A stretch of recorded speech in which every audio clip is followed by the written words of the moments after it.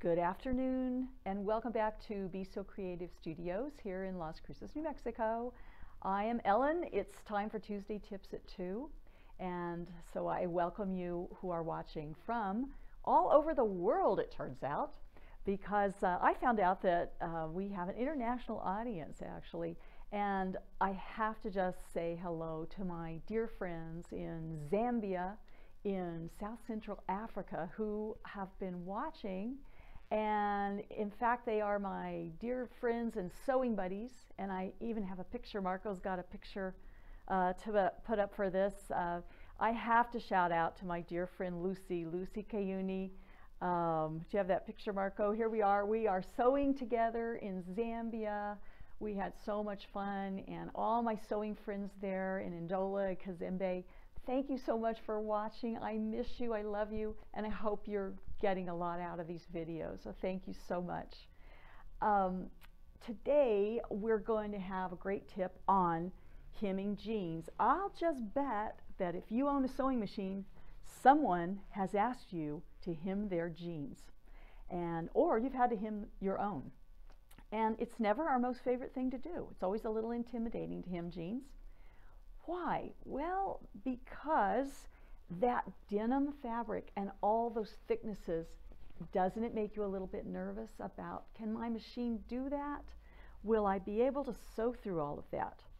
So here is a pair of my husband's jeans, and you can see the issue, we all know, is that you're going along through the kind of level, and then all of a sudden you get up to this big clump of seam allowance there.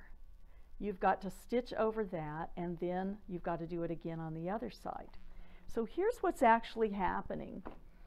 When you get your jeans, most jeans, they have the seam sewn in, and then that seam is folded to the side, and then it's turned up. So when you fold it to the side, you've got 1, 2, 3 layers right there. Now I've got to fold this up to make the hem. And so now I have 2 layers here, but how many do I have now when I get to here? I've got the 3 plus 3. I've now got 6 layers to get through. But wait, there's more. We have to fold this again because we've got that raw edge there. So now we have to fold again to get rid of the raw edge and to get that look that is on the commercially made jeans. And so now I'm sewing along, I have 3 layers here, but when I get to this big clump, I have 9 layers. And not just 9 layers of fabric, 9 layers of heavy denim. That's a challenge for a sewing machine, but I'm here to tell you that most sewing machines, and I'll bet yours, can handle this job just fine if you have the right tools and accessories, if your machine's set up correctly, and if you listen to Tuesday Tips at 2, because you're going to find out how to do this. So let me show you the accessories that you need in your arsenal to be able to do this very easily. First of all, you want to be able to remove the accessory tray, and here on the Baby Lock I'll show you I have a nice flat surface here, but this tray removes, and when it does I have 360-degree a free arm here, and I'm going to be able to slide my cuff right on there and sew all the way around. So that is a terrific feature to have, and most all of the machines we sell have that. Most modern machines do have the ability to slide that tray off and get a free arm. The next thing you want to do is set up with the right kind of needle. And there are specialty needles made just for sewing heavy denim or jeans. And so you can see it says jeans right on there. Your brand, another brand might say denim, but it is made specifically for jeans and denim. It's a thin, razor sharp point. It's a strong, sturdy shaft of the needle, and I usually get a size 90 or 100, and sometimes jeans needles come in assorted sizes, so you can actually get a 90, a 100, and maybe a 110, all in the same package. Great thing to have in your sewing stash. If you don't have some of these, next time you're in our store, buy a package of these to have on hand whenever you need to do this quick job of sewing somebody's jeans up. It's really going to help penetrate through all that denim. The next thing you want to think about is the presser foot that you're using. Now, a normal presser foot, let me go over here and find it. Sorry, it's out of my reach. Your regular presser foot is going to have an opening here that's wide enough to sew zigzag stitches, whether it's a 5mm, 7, 9, depending on what your machine's capable of doing. It's got this wide slot in it. Well, the problem with that can be that the needle is going down in there. It's having to push through a lot, and all of those layers tend to kind of bend, maybe trying to bend your needle a little bit, and it has a lot of play. So a specialty jeans foot, and for Bernina they make a jeans foot here, you can see that it does not have that wide slot. It has just a single hole here. So when the needle goes in there, there's just no place for the needle to go. It gives a lot of support for that needle to go through. If your brand of machine does not say specifically jeans foot, like this number 8 foot, you may be able to just get anything that is called a straight stitch foot, which means it has the single hole there rather than the slot. And a straight stitch foot will give your needle all the support it needs. So now I want to look real quickly before I put this on at sort of the anatomy. A presser foot for a machine is made a lot like your foot. It has this part up here which is called the ankle, just like on your foot. It has an ankle, and then it has this part which is called the sole plate. And you can see that the sole plate swivels just like your ankle does. And that's there because as you're sewing along, there are some places where your fabric is higher and lower. You do have to go over a few little bumps when you sew, and it gives a little flexibility for the foot to go over. The problem with jeans is you've got such a big hill to get over as you come along that it almost has to bend so much and go straight uphill that it's just too far to go up. It's farther than the little ankle can turn, and it's going to compromise your machine and your needle going in there. So how do we deal with that? Well, for that, we've got another great little tool here. And for your Bernina machines, and you can use this on any project that you're doing where you have to sew over a big hill like that, this is called a height compensation tool. It's 3 pieces of kind of thin, sturdy plastic, and you can adjust so that you can use it with all 3 to make something that tall. You can just use 2, or you can just use 1, depending on the amount of height that you have to compensate for. So I'm going to show you how we use the height compensation tool as we sew our jeans. I'm going to insert my jeans foot, and another reason that you might want to have a size 90 or 100 needle is that oftentimes you like using a little bit heavier, sturdier thread for this, especially if you want to imitate the look of the jeans thread. So for a heavier thread, you definitely need a heavier needle. All right, so I'm going to take my little sample here. And of course, normally, if I was really sewing this for real, I would have pressed this hem in a little bit. So there's my one fold, there's my second fold over. And I'm just going to start back here a little bit. I usually do start, when I'm starting, I start on the flatter place. I don't start sewing right on the bump. I think it's just a little tough on the machine to do that. I'm going to lower my presser foot. I do like to go slow. So if you can set your speed down to a little bit slower level, you don't want to try to go slow. Don't think that by going fast I can get a running start at it and get over that hump. It's much better to go slow and careful. So I'm coming along here, and when I get to about here, I'm keeping an eye on the toes the tiptoes of this foot to see when they start arching up and pointing up. And I see that they are starting to go uphill. So at this point, I want to lower my needle down so it doesn't skip or lose that stitch.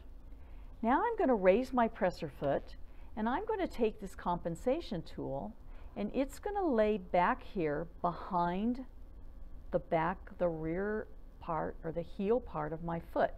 Now I can see right away that using 3 is too high. It has made the back end raise up too high. So I'm going to try 2. And if I do 2 and lower my presser foot, do you see now that my presser foot is completely level with the bottom of my machine? It's not pointed uphill anymore, and that is exactly how my machine likes to be when it sews. So I'm going to take a few stitches at that level. If I need to, I can raise my presser foot and scoot it up a little closer. It's not going to sew over it because it's at the back of the needle. I'm going to keep sewing a little bit. And now I can see that the front part is aiming downhill. I'm ready to go downhill now. So now I've got the same problem over here. I'm pointed down. What do? Well, with the needle down, I can't put this in front because I've got to sew there. I don't want it to sew through, but what I can do is I can lay it on the side, right along the side of the needle.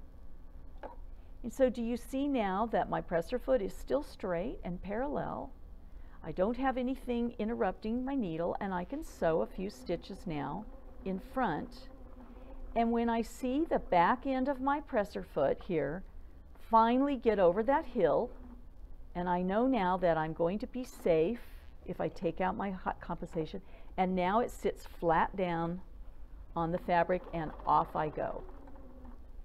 It's just that easy.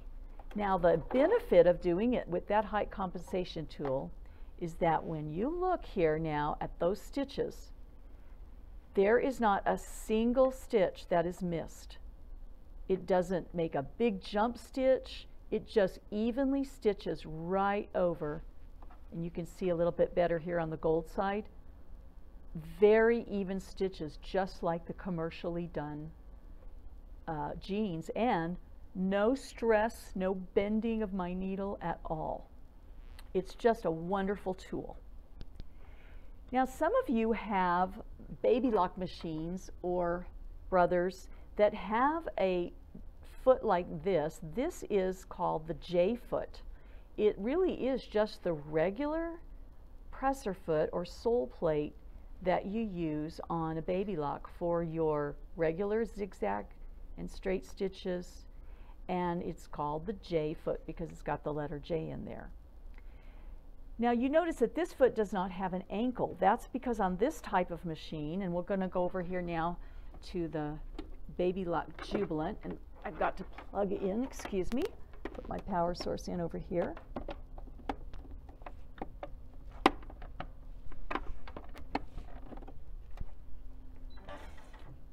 On this type of machine, there is already an ankle. The ankle and the sole plate are two separate pieces. The ankle stays attached most of the time, and all I have to do is just snap on the plate, the sole plate that I want.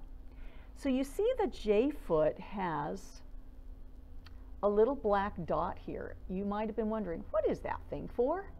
Well, guess what? That is the height compensation feature. That does the job on a baby lock that this did on the Bernina. So here's how this one works. I'm going to snap on this foot, and now I'm going to come over here. I'm just going to sew on the same piece. I chose some pink thread this time so you could see the difference. And here's what I do, and I also do have a jeans needle in, but I did not have to change my presser foot at all. So this time I'm coming along here, and now I see again the toe start to point up. So with my needle down, I'm going to raise my presser foot, and what I'm going to do is I'm going to just push that toe down until it is level. And then I'm going to push this black button straight in. I'm going to hold it there while I lower my presser foot, and it's going to stay pushed in. As long as it's got pressure on it, it will stay pushed in. And now I'm going to sew, and it's going to lock the presser foot in place. And then when it gets to the point where it starts to roll over the top of the heel, it will automatically snap itself off when it feels safe to do so. So it does a little bit more of the thinking for you. And it's already popped off. And this one should be ready to go. Oh, well, it didn't because I didn't have a bobbin in there, but that's okay. I ran out of bobbin thread in there. I forgot to load the bobbin, so I won't be able to show you on here. But you can still see the process is the very same.